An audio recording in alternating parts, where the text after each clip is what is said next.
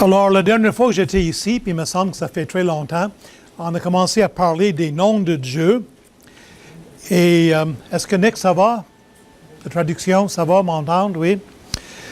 Je vais vous raconter une histoire qui est arrivée. Je pense qu'après que je suis venu ici, j'étais au Congo, en Afrique, pour enseigner la théologie à un groupe de leaders d'Église. C'est quand même une expérience intéressante. Certains des leaders des églises ont fait 1300 kilomètres en vélo pour venir au cours, à travers la jungle. Hein. Et dans cette région-là, la nuit, on ne sort pas parce qu'il y a des léopards qui viennent dans les villages chercher des chèvres ou d'autres choses. Alors, puis d'autres ont marché 300 kilomètres. C'est toute une expérience. J'étais en train d'enseigner la théologie de Dieu, qui est Dieu, et je suis arrivé sur justement le sujet qu'on regarde ce matin, et on a parlé des noms de Dieu. Et si vous vous souvenez, on a regardé ça la dernière fois que j'étais ici, et j'étais en train de parler, puis normalement les Africains, quand on les enseigne, ils étaient environ 80. Normalement, ça réagit, puis ça sourit, puis ça nous regarde, puis ça regarde la Bible. Et il n'y avait aucune réaction. Il était là comme ça. Puis je me suis dit, après 5 minutes, je me suis dit, ça ne va pas. Qu'est-ce qui ne va pas? Alors j'ai tourné vers ma traducteur parce qu'il faut comprendre que moi j'ai enseigné en français, mais 80% des personnes comprenaient seulement le Swahili ou une langue tribale. Il y a 450 langues au Congo pour 85 millions de personnes. Au Canada, nous avons 2 langues, puis on a plein de misère, là, mais... puis, imaginez-vous donc, j'ai tourné vers mon traducteur. Maintenant, moi, je ne parle pas le Swahili, mais c'est beaucoup comme le français. C'est un mélange de français, puis toutes sortes de langues. Puis, regardez-moi ce que ça dit, tel nom de Dieu dans la Bible, puis tel nom de Dieu. Puis, partout dans la Bible en Swahili, tous les noms de Bible, tous les noms de Dieu sont traduits Bwana. Que ce soit Jéhovah, Yahvé, Elohim, Adonai, n'importe quel nom de Dieu, c'est tout Bwana. Si vous avez regardé des films avec l'Afrique, vous savez que Bwana, c'est le nom qu'on donne au maître. C'est lui qui est propriétaire des esclaves et tout cela.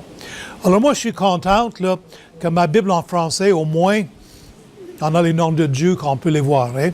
Maintenant, nous avons déjà regardé, si on regarde le prochain cliché, dans les prochaines 5 ans, on va regarder les différents noms de Dieu que je vais dire. La dernière fois, on a regardé Elohim, puis ce matin, on est rendu à Yahvé, ou certains le prononcent Jéhovah.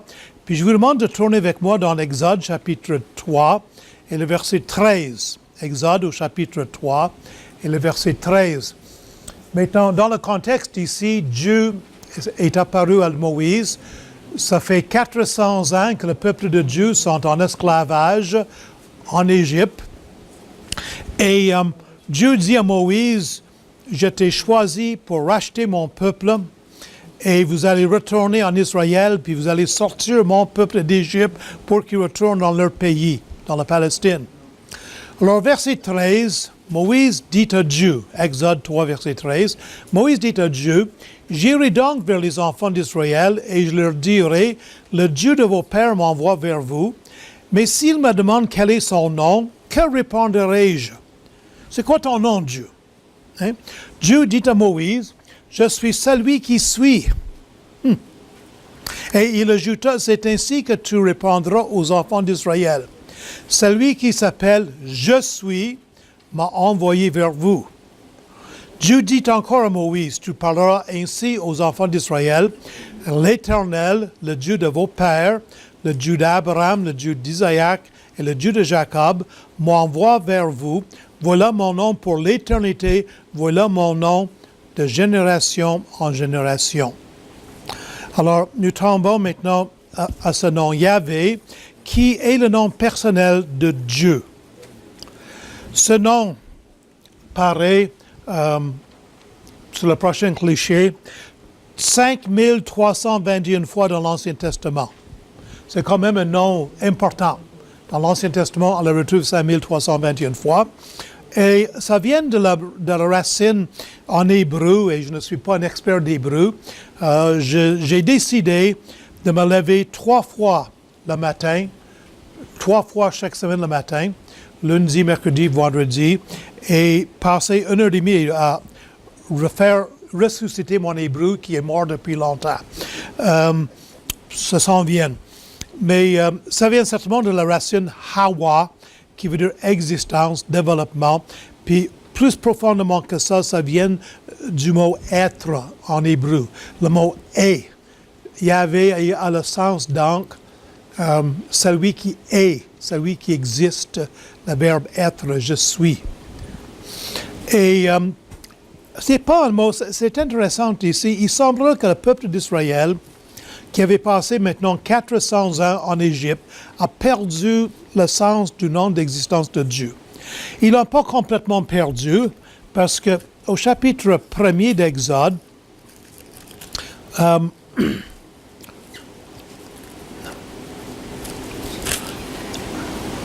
chapitre 2,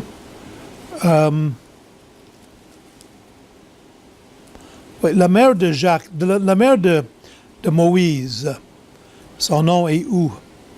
C'est pas grave, là. Mais la mère de Moïse, son nom, c'est quoi le nom de la mère de Moïse?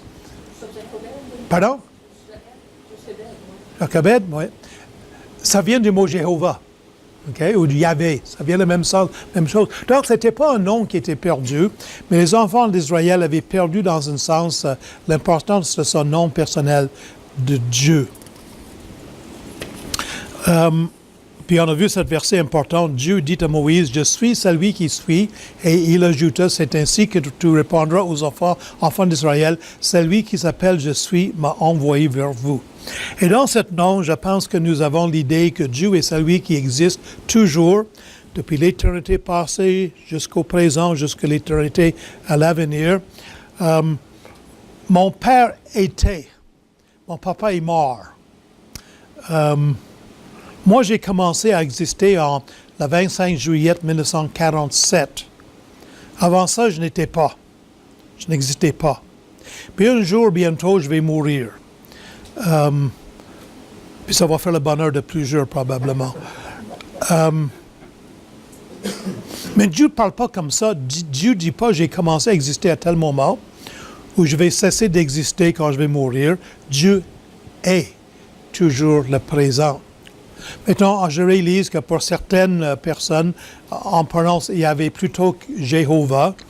Et Jéhovah, c'est probablement la façon que ceux qui parlent latin ont voulu traduire l'hébreu. Mais dans l'hébreu, c'est vraiment Yahvé et c'est son nom.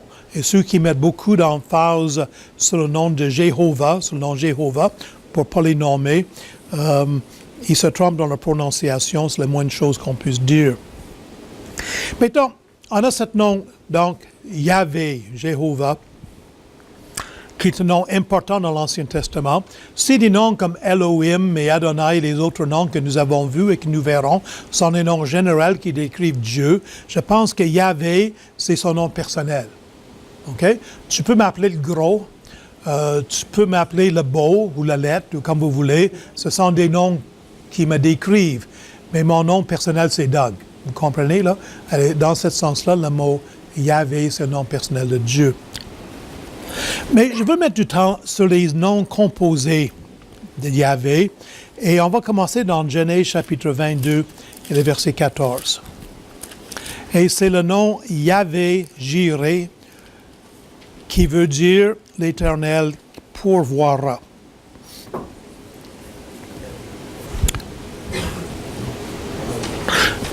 C'est très intéressant que dans toutes les langues que j'ai appris à parler, le mot pourvoir vient du mot voir. Pourvoir en français, n'est-ce pas? En anglais, foresee, le verbe voir. En allemand, c'est parsehen. Ça vient de même, le mot voir. Et jireh, c'est le mot voir en hébreu. Et l'idée principale envers ce nom composé, Yahvé Jireh, on va le voir tantôt, on va lire le passage. Comme je dis, dans les trois langues que je parle pas l'allemand beaucoup, mais je l'ai étudié. Je parle un peu l'allemand, le français et l'anglais. Je suis bilingue, je casse les deux langues également. Le mot pourvoir vient du mot voir dans les trois langues et aussi dans l'hébreu. Et je pense que ça donne le sens que lorsque Dieu voit un besoin, il pourvoit ce besoin-là. Vous me comprenez? Pour Dieu voir un besoin, il est tellement généreux dans sa personne que lorsque Dieu voit un besoin, il pourvoit au besoin. Puis on va lire dans Genèse chapitre 22, le verset 14.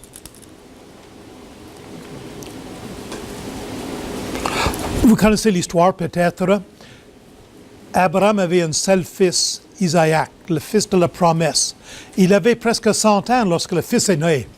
Ça faisait longtemps qu'il voulait voir un fils, puis il est rendu là, encore plus vieux que Bill avant qu'il ait un fils. Et à un moment donné, Dieu dit, tu vas prendre ce fils-là, puis tu vas l'offrir, tu vas le tuer sur un autel pour m'adorer. Et Abraham vivait dans une culture, dans un pays où le sacrifice des enfants était très, très commun.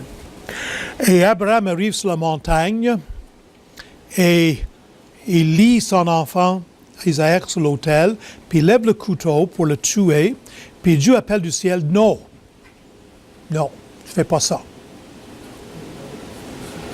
Et Abraham lève les yeux, puis il voit qu'il y a un bélier, une chèvre, qui est pris dans un buisson avec des ronces. Puis il prend le bouc, il enlève son fils de l'autel sans l'avoir tué, il met le bouc sur l'autel, puis il tue en sacrifice. Et c'est ça l'histoire. Puis au verset 14 du chapitre 22 de Genèse, Abraham, on lit ceci, Abraham donna à celui le nom Yahvé-Jiré. C'est pourquoi l'on dit aujourd'hui, à la montagne de l'Éternel, il sera pourvu. C'est un beau nom. Yahvé-Jiré. À la montagne, l'Éternel pourvoira. Je n'aime pas ça tellement lorsque on utilisait ce nom Jiré pour dire que Dieu va pourvoir mes petits toasts le matin, puis ma viande le soir, puis mes patates dont j'ai besoin, puis il va pourvoir l'argent et ces choses-là. C'est peut-être vrai. Mais le nom Yahvé Jiré est particulièrement lié à la rédemption. Quelle belle histoire qui démontre le salut. Nous méritions tous de mourir. On méritait tous la punition pour notre péché. Puis Dieu, au lieu de permettre qu'Isaac meure, parce qu'Isaac aussi était pécheur, Dieu, à la dernière minute, pourvoit un animal qui est sacrifié à sa place. Puis cela pointe vers l'avenir. Ça pointe à Jésus sur la croix. Nous méritions de mourir pour notre péché, nous méritions la punition éternelle pour notre péché, mais Dieu a pourvu un sacrifice pour nous. Et le bélier d'Abraham, qu'il a trouvé dans un buisson, ça avait une petite valeur peut-être, mais c'était bien temporaire. Mais sur la croix, Dieu a pourvu le sacrifice par excellence. Dieu a pourvu son propre fils qui est mort à la croix à notre place. Puis Dieu a pourvu un sacrifice pour nous. Alors, quel beau nom! Quel beau nom! L'Éternel pourvoira. Et surtout que le Seigneur, l'Éternel, va pourvoir un sacrifice pour nos péchés. Le deuxième nom qu'on va regarder, c'est Yahvé Nissi, l'Éternel ma bannière, et c'est dans Exode chapitre 17 et le verset 15. Exode 17, verset 15. Il y a une guerre. Les enfants d'Israël sont en route entre Égypte et la terre promise. Puis il y a une nation qui s'appelle Amalek. C'est un peuple nomade, un peuple un peu comme les Bédouins dans le désert d'Égypte et de Jordanie. C'est un peuple qui vit dans des tentes et qui attaque tout le monde. Et Amalek vient attaquer Israël. Puis Dieu délivre Israël. faut comprendre que les enfants d'Israël, c'était une gang de fermiers qui avaient des brebis. C'était des personnes qui aussi ont construit certaines des pyramides, qui étaient donc des constructeurs qui faisaient la brique et qui construisaient des bâtiments. Mais c'était surtout pas des guerriers. Ils n'étaient pas habitués à se battre puis avoir une armée puis une culture militaire, pas du tout. Puis là, ils sont en train de se battre avec une armée de personnes qui sont des guerriers nés comme cela. Puis quand même, ils gagnent, le Seigneur leur donne la bataille, la victoire. Et au verset 14, nous lisons de ceci, Exode 17, 14. L'Éternel dit à Moïse, écris cela dans le livre pour que le souvenir s'en conserve et déclare à Josué que j'effacerai la mémoire d'Amalek de dessous les cieux. Moïse bâtit un autel et lui donna pour nom l'Éternel est ma bannière. L'Éternel Nissi veut dire, Yahvé Nissi, ça veut dire l'Éternel ma bannière.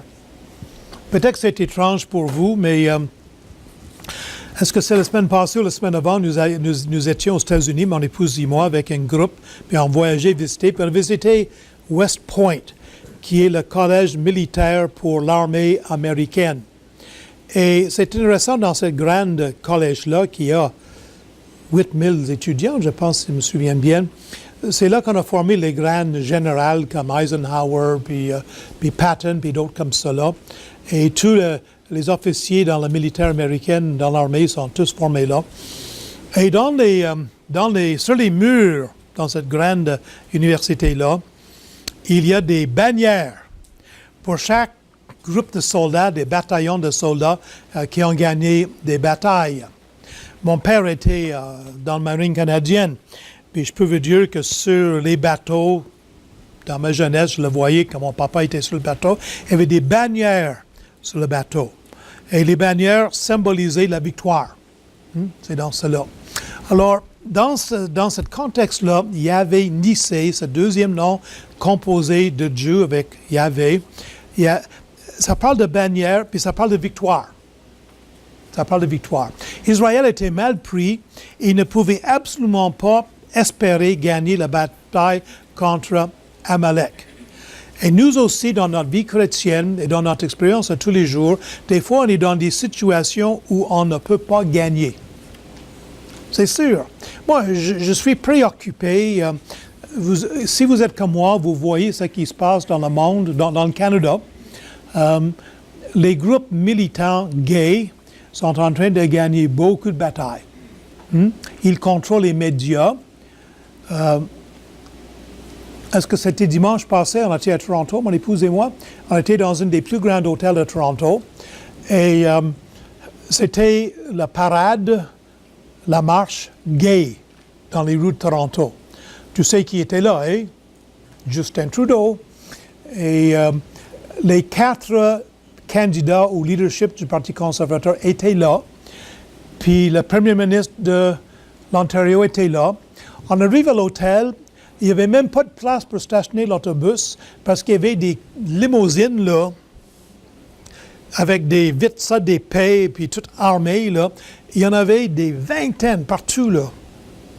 Il y avait des gardes aussi là. Il y avait des gardes de corps qui étaient là. C'est intéressant. Et la puissance.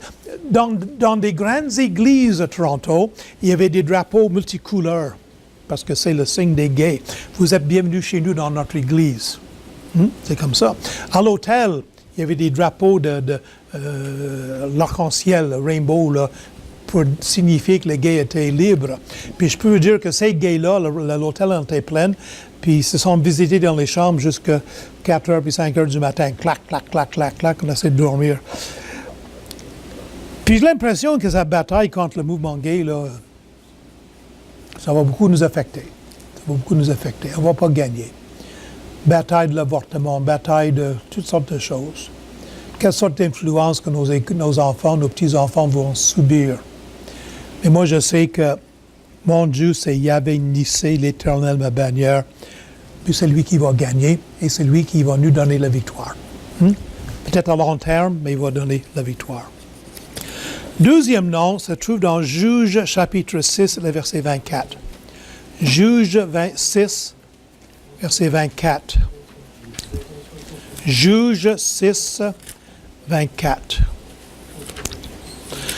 Juste avant Samuel.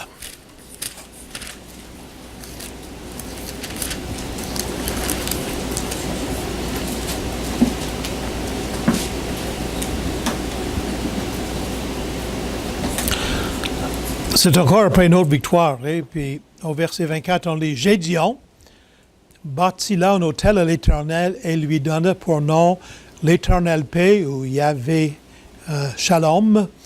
Et il existe encore, cet autel-là, l'Éternel paix. Si vous êtes juif et vous êtes en Israël, vous rencontrez, au Québec, on dit bonjour ou salut, mais en Israël, lorsqu'on rencontre un autre juif, qu'est-ce qu'on dit? Shalom. Shalom. Ça veut dire paix. J'aime beaucoup mieux ça que bonjour ou salut. Paix. Paix. Puis ici, le nom de Dieu, c'est Yahvé Shalom, l'Éternel qui donne la paix, l'Éternel de paix. Nos cœurs peuvent être troublés. On vit toutes sortes de choses difficiles. Dans la période des juges, 13 fois il y a une apostasie et 13 fois le peuple d'Israël est vaincu et assujetti à une nation païenne qui faisait des choses terribles à ce peuple-là. Puis 13 fois Dieu leur délivre. Puis même au milieu des pires hostilités puis des circonstances extrêmement difficiles, notre Dieu à nous, c'est le Dieu qui donne la paix. Et nous pouvons être en paix dans les pires des circonstances à cause de notre relation avec ce Dieu-là. Il est Yahvé Shalom, l'Éternel de paix. Le prochain nom composé de Dieu, Yahvé, c'est dans 1 Samuel, chapitre 1er et le verset 3.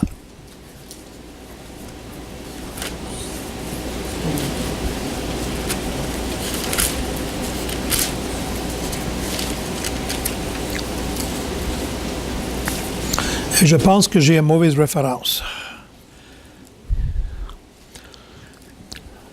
Je m'excuse.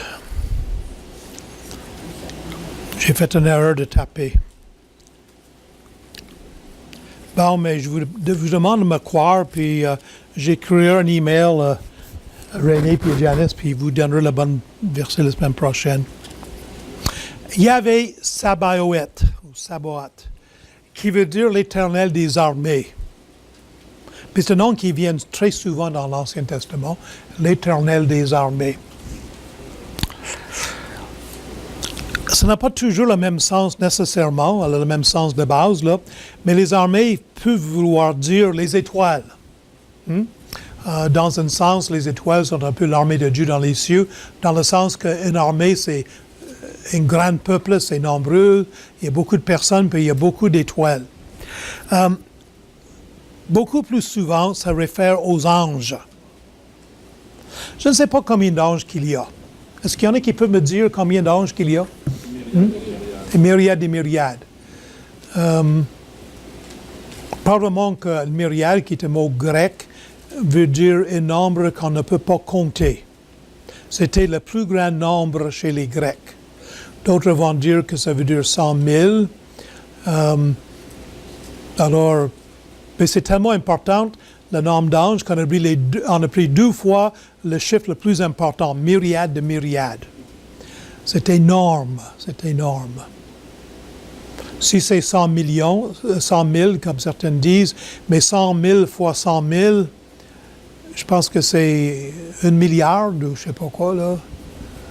C'est énorme, le nombre d'anges.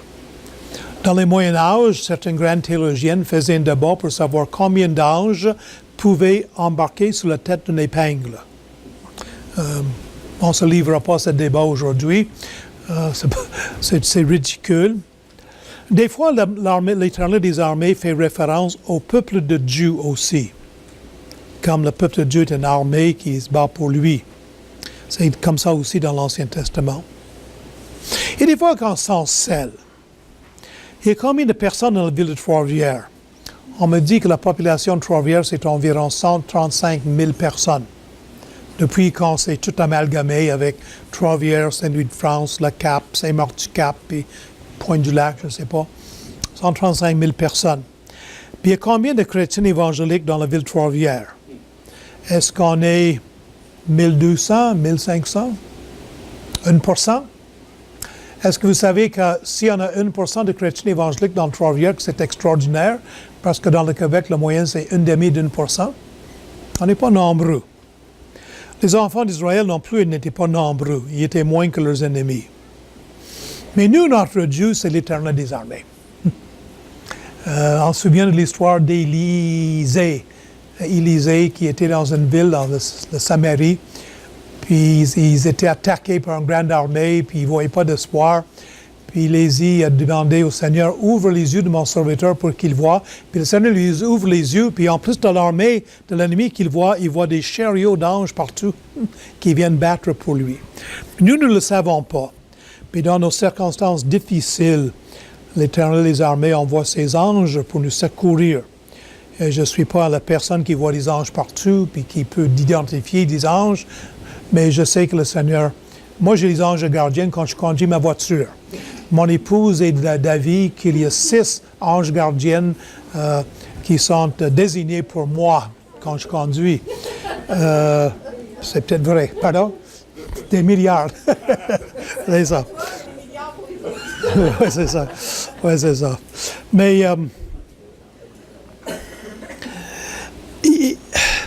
les amis, on n'est pas seuls. On n'est pas seuls.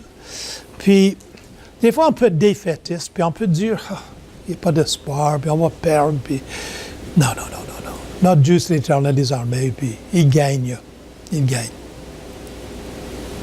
Le prochain nom, c'est Boys. Yahvé Makadeshem.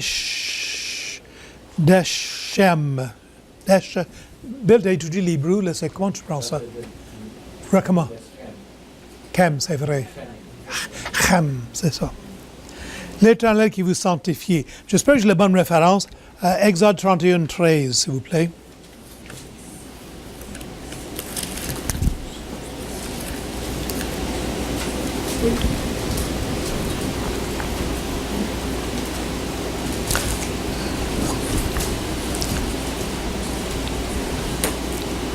Oh, boys.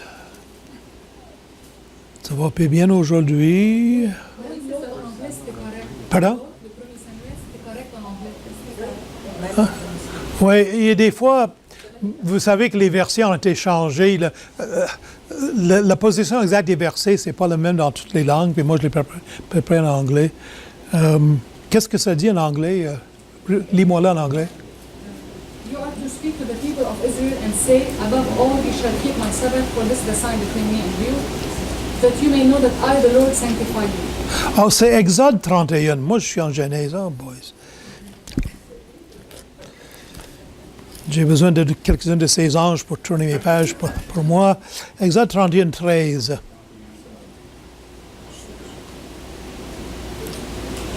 Oui. Parle aux enfants d'Israël et dis-leur, vous ne manquerez pas d'observer mes sabbats, car ce sera entre moi et vous et parmi vos descendants un signe auquel vous connaîtrez que je suis l'Éternel qui vous sanctifie. Je suis l'Éternel qui vous sanctifie. C'est le sens de ce mot Makadeshem. Je parle jamais l'hébreu comme il faut. Oui? Ma femme est meilleure que moi.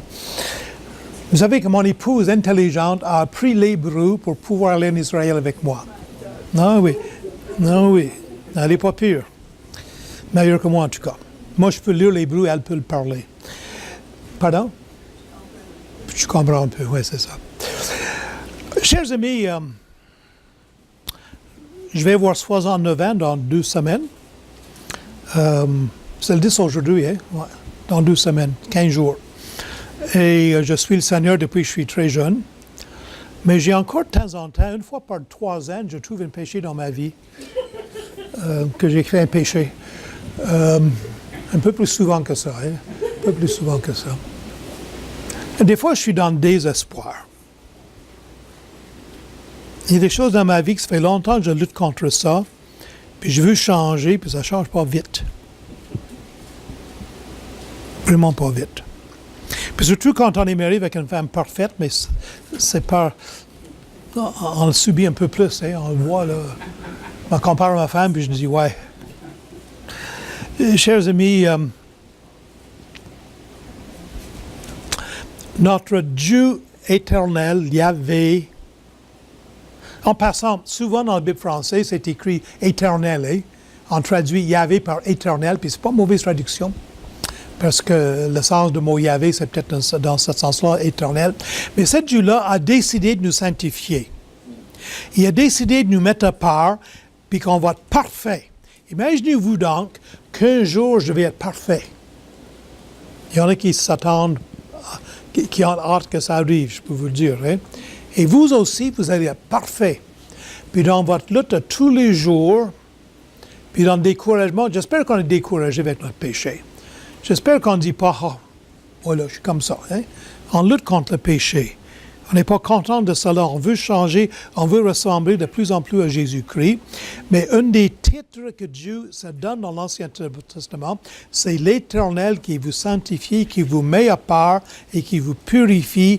Puis vous serez comme Jésus-Christ un jour. Puis c'est certain, puis c'est arrêté. C'est certain ça. C'est Dieu qui a décidé ça. Puis ça me soulage beaucoup. J'arrive... Il nous en reste 3. Une que vous connaissez bien, Psaume 23.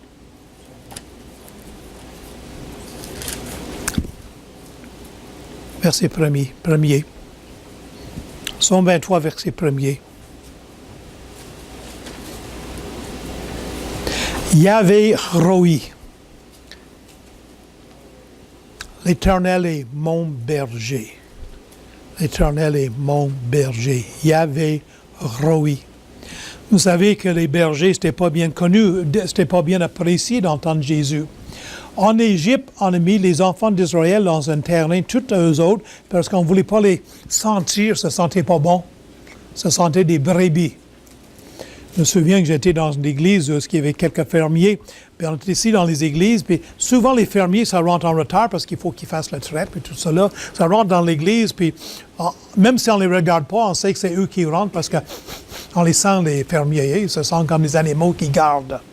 Et les bergers, du temps de Jésus, dans le temps de l'Ancien Testament, sentaient des brebis, et on les appréciait pas beaucoup, puis ils travaillaient 7 jours par semaine, puis nuit et jour. Puis, chers amis, c'est un job ingrat, c'est un job difficile parce que les brebis, c'est stupide. Les brebis ne sont pas capables de se sauver d'un lion, ne sont pas capables de se sauver d'un ours, ne sont pas capables de trouver quelque chose à manger et quelque chose à boire. Il faut tout faire pour eux autres, comme certains enfants que je connais. Et nous sommes comme ça. On ne veut pas l'admettre toujours, mais on est comme des brebis. Stupides, pas assez intelligents pour prendre soin de nous, désobéissants, on s'égare facilement. Puis Dieu se donne le travail d'être notre berger. Yahvé Roi. Chers amis, moi j'ai besoin de berger.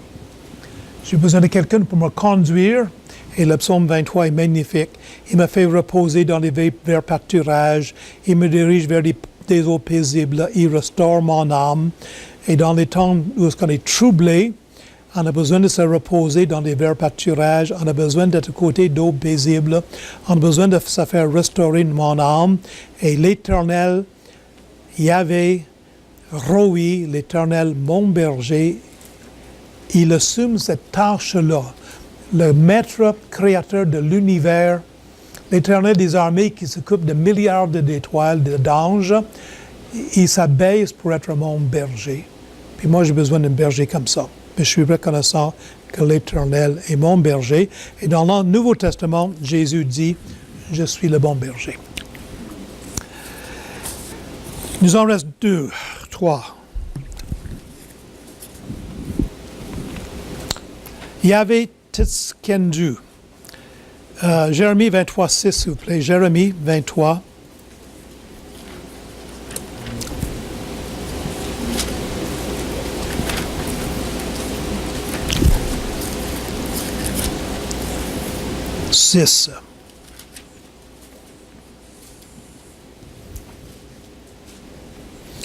En ce temps, Juda sera sauvé, Israël aura la sécurité dans cette demeure, et voici le nom dont on l'appellera l'Éternel notre justice.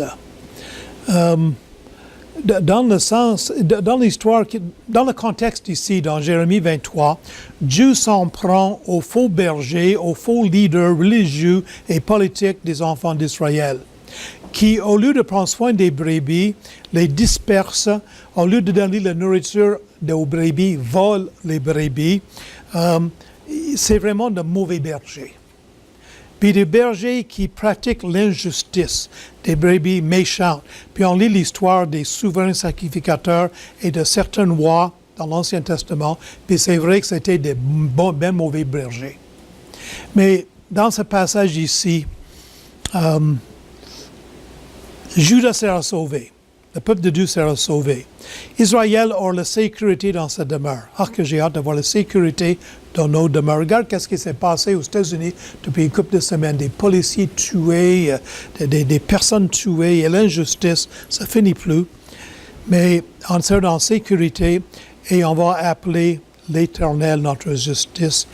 Yahvé Tiskenu, l'Éternel notre justice. Ça me donne beaucoup de repos dans mon âme de réaliser que le jour viendra où nous vivrons avec un Éternel qui est complètement juste, on ne subira jamais l'injustice. Puis non seulement cela, mais l'Éternel sera notre justice. Vous savez qu'une des choses que le Nouveau Testament nous enseigne, c'est que le diable, Satan, le mot Satan veut dire accusateur, et le diable, Satan nous accuse jour et nuit devant Dieu. Garde Doug, regarde ce qu'il vient de faire là. Puis tu dis que c'est ton enfant là. Hein? Regarde ce qu'il vient de faire. Satan a accusé Job, il nous accuse nous aussi. Mais notre Seigneur Jésus-Christ est là, c'est notre intercesseur. Puis il est notre justice. Moi, je n'ai pas besoin de me présenter à Dieu avec mes propres justices. Très bonne chose parce que j'en ai pas beaucoup. Hein? Puis la Bible dit dans l'Ancien Testament que mes justices sont comme des torchons sales. Mais je me présente devant Dieu avec la justice de Jésus-Christ. L'Éternel, mon justice. L'Éternel Shama. On ne tournera pas parce que je pense que j'ai pris trop de temps. Dans Ézéchiel 48, le verset 35, il est appelé Yahvé Shama, où l'Éternel est ici. Dans le livre d'Ézéchiel, il y a un événement important qui arrive. Ézéchiel regarde dans le temple de Dieu qui existait à cette époque-là, c'est un grand temple, construit par Salomon, où le peuple de Dieu adorait, où Dieu habitait parmi son peuple. Et Ézéchiel, dans sa vision, il voit la gloire de Dieu qui résidait au-dessus, parmi les chérubins sur l'arche de l'Alliance, qui part par la porte de l'Est et qui s'en va. La gloire de Dieu quitte le temple, quitte le peuple de Dieu. Cela représente le fait que le peuple de Dieu a été déporté en Babylone.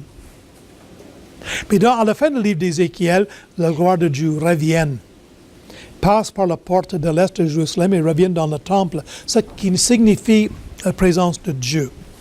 Et de ce beau nom, Yahvé Shama, l'Éternel est ici, avait dans le livre d'Ézéchiel cette grande sens que Dieu allait encore une fois résider parmi son peuple.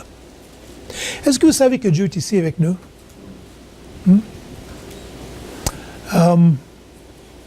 En théologie, on dit que Dieu est partout, mais il n'est pas partout de la même façon. Alors Dieu est partout, c'est vrai qu'il est partout, il est omniprésent. Mais il est ici avec nous parce que nous sommes son peuple d'une façon très spéciale ce matin. Dieu est avec nous. Ça n'arrive pas souvent, mais ça m'est déjà arrivé de voir des grandes personnes importantes qui sont venues me visiter dans ma maison. Je me suis senti honoré. Tellement honoré que je me suis assis sur le divan avec ces personnes-là pour parler avec eux en attendant que ma femme faisait le souper et puis toutes les autres choses. Mais c'est un honneur d'avoir la visite de quelqu'un de grande, d'important. Je ne voudrais pas que Justin vienne chez nous, là, mais peut-être qu'il y a eu d'autres personnes, je ne sais pas qui, que j'aimerais avoir chez nous. Chers amis, quel privilège que Dieu est parmi nous, dans nos foyers, dans nos cœurs, dans nos vies, dans notre famille. d'une façon spéciale parce que nous sommes ses enfants. Puis là, je suis rendu au dernier, oui. Yahvé, Elohé, Israël, l'Éternel, le Dieu d'Israël, on le trouve dans le livre de Juges et dans le livre d'Ésaïe. Et vous savez qu'à cette époque-là, tout le monde avait des dieux. Les Romains ont inventé Jupiter, et le même dieu, les Grecs l'appelaient Zeus, et les Égyptiens avaient des dieux, puis les Babyloniens avaient des dieux, puis les Philistins avaient Baal, puis les Moabites avaient Moloch, puis il y avait toutes sortes de dieux partout, là. C'était des faux dieux. Mais Yahvé, le Créateur, le Dieu qui existe éternellement, parce que Baal n'existe plus, Moloch n'existe plus, il n'y a personne qui les adore aujourd'hui, là. Il n'existe plus. Jupiter et Zeus, est-ce qu'il y a quelqu'un qui adore Zeus et Jupiter aujourd'hui? Hein? Mais le Dieu éternel existe depuis l'éternité, il existe aujourd'hui. Et celui-là est notre Dieu. Israël avait le seul Dieu, le vrai Dieu comme leur Dieu. Et nous avons, nous, le vrai Dieu comme notre Dieu. Quel privilège. Moi, là, je me lève le matin. J'essaie chaque matin de prendre du temps pour lire ma Bible et prier. Puis, depuis 3 ou 4 ans, je suis émerveillé de savoir que moi, petite minorité sur la terre, moi, j'adore le vrai Dieu. Puis, ce Dieu-là est mon Dieu. Puis, comment ça fait que j'ai ce privilège-là? Je ne l'ai pas mérité, c'est juste la grâce de Dieu. Puis, moi, je suis reconnaissant de connaître le vrai Dieu. Seigneur, nous tournons vers toi. Que tu es donc merveilleux, notre Dieu, infini dans ta sagesse, infiniment bon, grande. Et tu t'es révélé par tes noms. Et nous avons regardé quelques-uns de ces noms ce matin. Merci d'être le Dieu éternel. Merci que tu t'es révélé à nous. Merci que tu es le Dieu qui a pourvu un sacrifice dans la personne de Jésus-Christ pour notre salut. Merci que tu es notre Dieu. Au nom de Jésus. Amen.